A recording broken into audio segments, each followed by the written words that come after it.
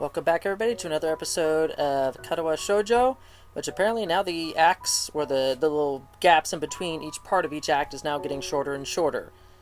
So we've just gone through a huge gap in time from the day after the festival to pretty much the next Saturday, the next weekend.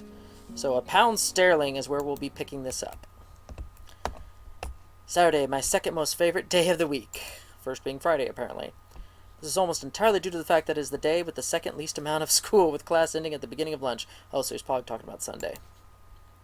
I open my door confidently, myself being more than confident of being able to get enjoyment out of the fine weather and shorter class length. I confidently stride down the hallway and down the stairs to the lobby of the male dorms. I confidently look behind me to see whose footsteps are approaching, and my confidence fails because I think I know who it is. I lose my confidence in this day being enjoyable.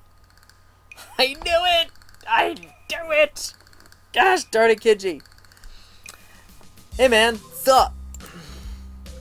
Not much, I guess. Just looking forward to the afternoon. You?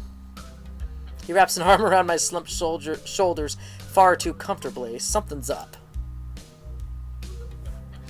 Let's step outside, shall we? I was just about to, before you stopped me. He doesn't take my reaction to his theatrics well. Ignoring him, I walk outside and start down the steps.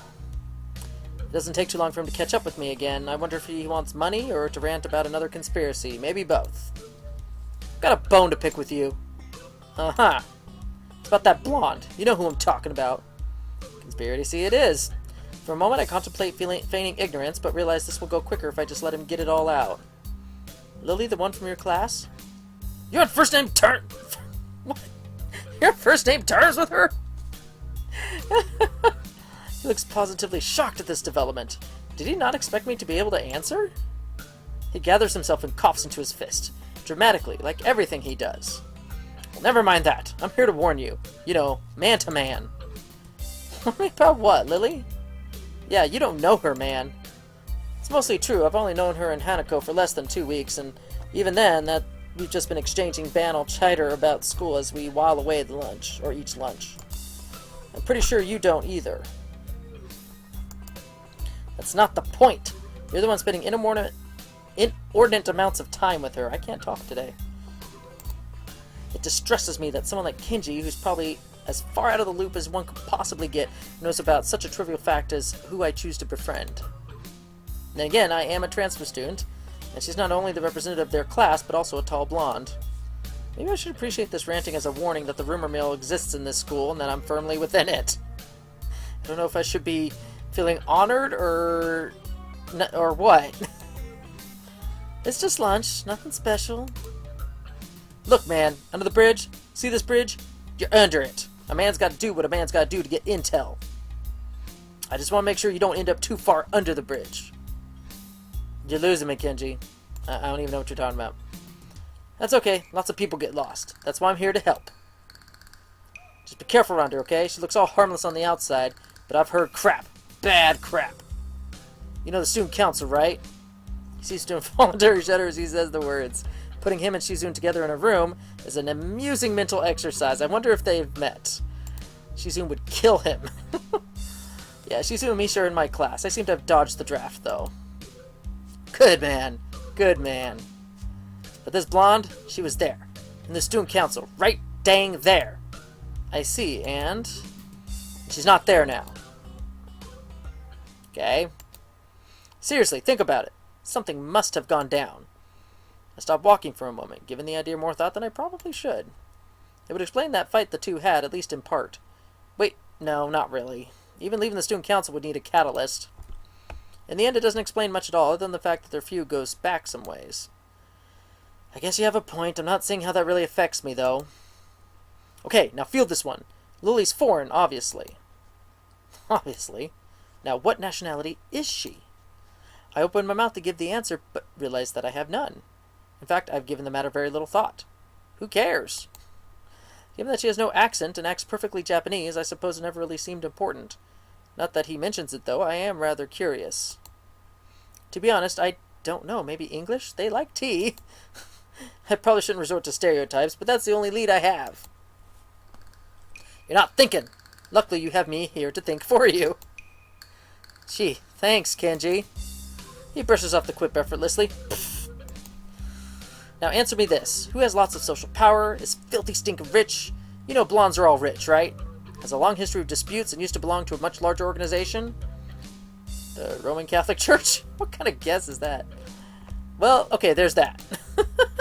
There's also the Mafia. Oh my god, oh gosh, you went off the deep end again, Kenji. Rich, foreign, there's no way she doesn't have connections to them. I have reason to doubt the logic of his deductions, but he shows no signs of stopping. So do you know where I think she's from? Italy? Mainland Italy, small time, dude. She has to be from Sicily. All those mafioso types come from there. Oh my goodness. Wait, no, Russia. Dang, this could be bad. The Mafia there is serious business, man. Ex-KGB everywhere. Paramilitaries, hardcore smuggling, and... Whoa, wait, stop. Just slow down a sec. What point are you trying to get at here? You don't know what she'll do, man. I won't get in your way. You just don't operate like that. But I just want you to be careful. When the time comes, we'll all need the help we can get. I don't want to lose you, comrade. At least he's concerned for me. Kinda.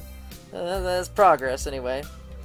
I wave goodbye to him as we separate out to our respective classes, but I'm not sure that he sees the gesture. Piling my books into my bag, I catch a glimpse of the library books I'd borrowed last week. I might as well return them, considering they took all of 2 days to finish. I briefly consider inviting Hanako along to the library, but she's already gone. It'll probably be better for my studying if I'm alone anyway.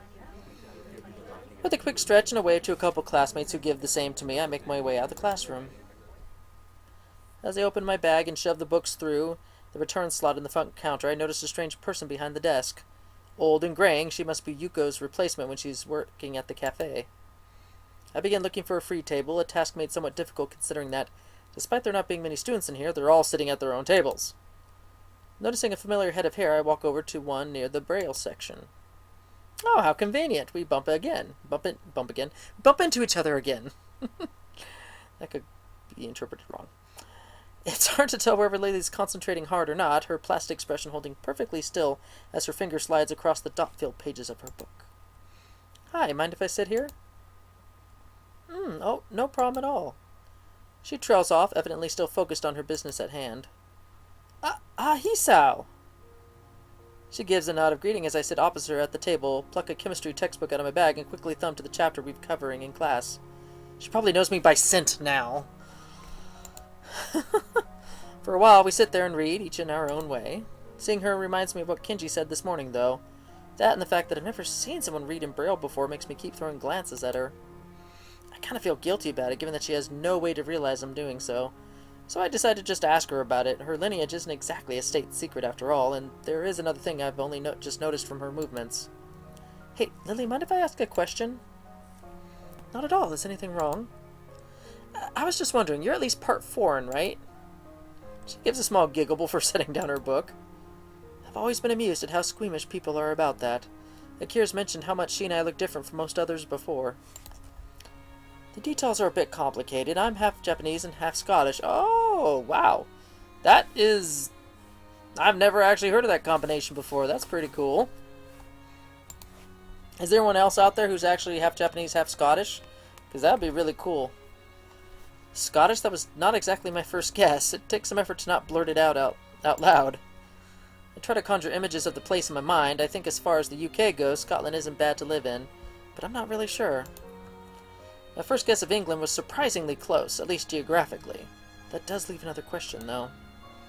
But you have no accent. That's where the details begin. I was born and raised in Japan, despite my mother being foreign. Ah! I get it. Hold on. If she moved to the dorm simply due to Akira working longer hours... So they don't live near the school. She gives a small sigh, as if she didn't expect me to go any deeper. Was her previous frankness just a front? Not... exactly. It's been a long time since we've actually met. I feel like I'm not getting the whole story here, but I don't really want to go unduly prying into her situation. Her about face shows she feels kind of awkward about it. So, do you speak much English? To be honest, I don't know that much about Scotland, but at least I know that's the main language there. It takes her a moment to collect herself, appreciating the change of topic. That's right, my family mostly used Japanese around the house when I was young, but they made sure Akira and I knew our Scottish side just as well. I'm fluent in the language, but I'm also studying it in school, to keep my skills up and to have the qualifications on paper mainly. So you're bilingual? That's pretty impressive. I wouldn't go that far. Having parents who can speak the language is a large advantage, and English books and Braille aren't too hard to buy or import, with Yuko's help at least. There's a relatively high demand for local English teachers here anyway, which also helps give me some motivation to learn it well. Demand for English teachers? For a moment I wonder why she brought this up. You're planning to be an English teacher? She gives an enthusiastic nod. Must be nice, having such a definite future in mind. I've never really given much thought to mine, so I'm kind of envious. What's wrong? It's just, I could see you as a teacher pretty easily. It suits you. For a moment, she's speechless. She lowers her face a little and lets out a nervous giggle, something I've never seen her do before. With Lily's role as a class representative and her dependable nature, teaching does seem to be a line of work fitting her personality. Sorry, that was probably a little much. It is true, though. Waving her hand in front of her face dismissively, she quickly recovers. It's not that, it's just that only one person's ever said that to me before. A short, somewhat awkward silence follows the discussion. Without knowing it, I ended up staring into a troublesome topic again. I should try to cheer her up a little. It was me who went and got her brooding after all. Want to go grab lunch at the cafeteria after this? It might perk her up a bit, or at least take her mind off her apparently complicated family situation. Going by her smile, it seems to have the intended effect. I appreciate the thought, but the food there... Quite a quick redirection of the conversation. She does have a point, though. The food there isn't the greatest. Maybe the Shanghai? We could ask Hanako if she wants to come as well. Ah. What is it? I almost forgot until you reminded me. Hanako's birthday is coming up soon, and I was going to go shopping in the city for a present tomorrow. If that's an invitation, I'd be happy to accompany you. The ability to get more used to the layout of the city would probably be a good thing. I've barely set foot in there, so I'd be hopelessly lost by myself. She gives a nod, signaling that she happily approves of this plan for Sunday. We eventually get back to our books, though before I begin reading again, I steal one last glance at her. Maybe I've been thinking of my situation too much. After all, everybody here would have their own unique circumstances. The chance to get outside and clear my head would probably do me some good. Oh, another short episode. Okay. So it looks like the next part of this act is probably going to be Sunday. Yes, it is. It looks like we're in the city. So we're going to save right there, and we'll come back to it in another episode. So see you all next time. We're going to see what this date with Lily out in the city is going to entail. Bye now.